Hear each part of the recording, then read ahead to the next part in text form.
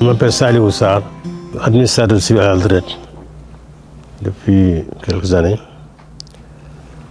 Je suis né à Diourbel, donc en plein Baol. Je suis né en milieu mouride. Mes parents, mes arrière-grands-parents sont des mourides. Mon grand-père maternel, Seigneur Modou Guénia, était un cheikh de Cheikh Ibra, un des plus grands cheikhs de Cheikh Ibra. L'autre grand-père, Niakhom More Mangara, était le chef de canton de Keur Samba Kane. C'est quand il a rendu visite à Cheikh Ahmadou Bamba qu'il a changé le nom pour l'appeler Modou Mangara. Donc je suis bien né en milieu mouride. Et depuis ma naissance, mon cœur a toujours balancé pour Cheikhoul Khadim. Je l'ai toujours aimé et j'ai toujours voulu œuvrer selon les principes qu'il a définis. Je dois une dette incommensurable à Cheikhoul Khadim qui m'a assisté tout au long de mon parcours professionnel, qui a été un parcours long, un parcours tumultueux, plein de péripéties. Mais à chaque fois, j'ai senti son assistance. À chaque fois, j'ai compris qu'en suivant son exemple, je réussirai et rien ne m'empêcherait d'aboutir à mes objectifs. Donc c'est pour ça que j'ai dit, je lui dois quand même des remerciements appuyés. Mais j'ai surtout senti la nécessité d'écrire suite à un entretien que j'ai eu avec le Khalife général des Mourides, Feu Seigneur Abdoul Mbacké, qui m'a beaucoup marqué, qui a été pour moi un marabout, un père, un exemple. Seigneur Abdoul Lat était le bâtisseur du Mouridisme. C'était le talibé de Cheikhoul Khadim, c'était l'exemple à suivre. Et il m'a aidé à mieux comprendre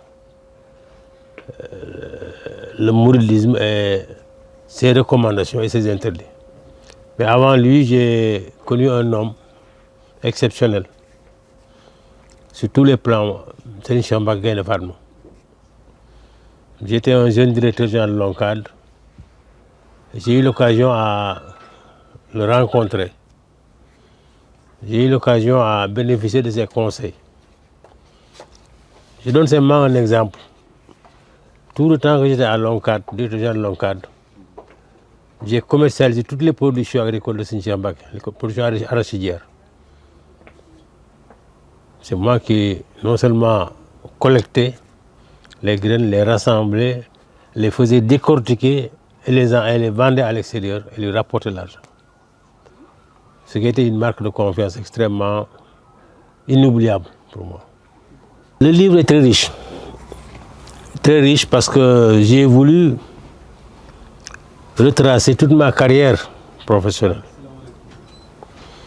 Depuis ma sortie de l'ENA, je suis de l'ENA en 68, promotion Lat Dior Ngoné Latyr.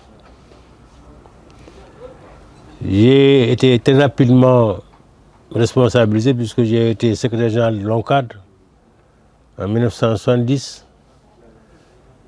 J'ai été directeur du cabinet de ministère de développement en 1973.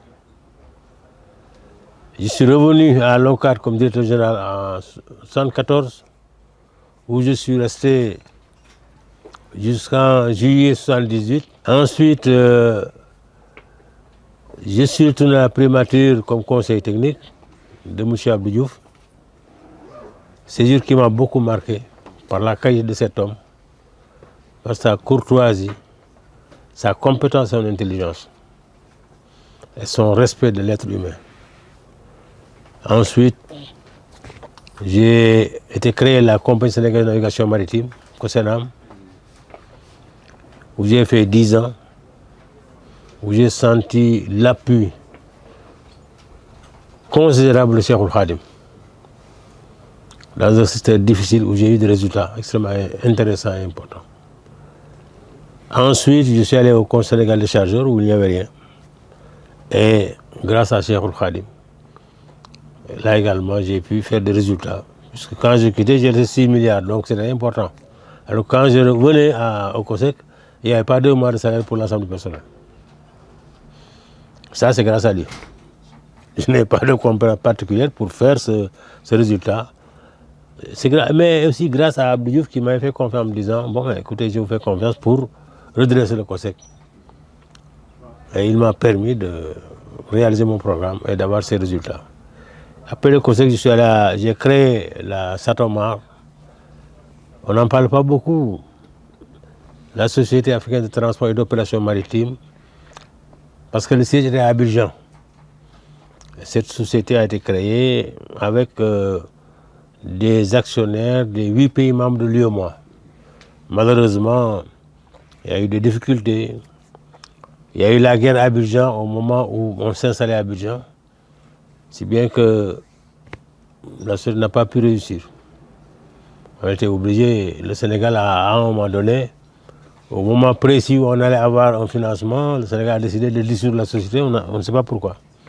Mais enfin ça, ce sont les péripéties inévitables qu'on rencontre souvent dans l'administration, dans toutes les administrations.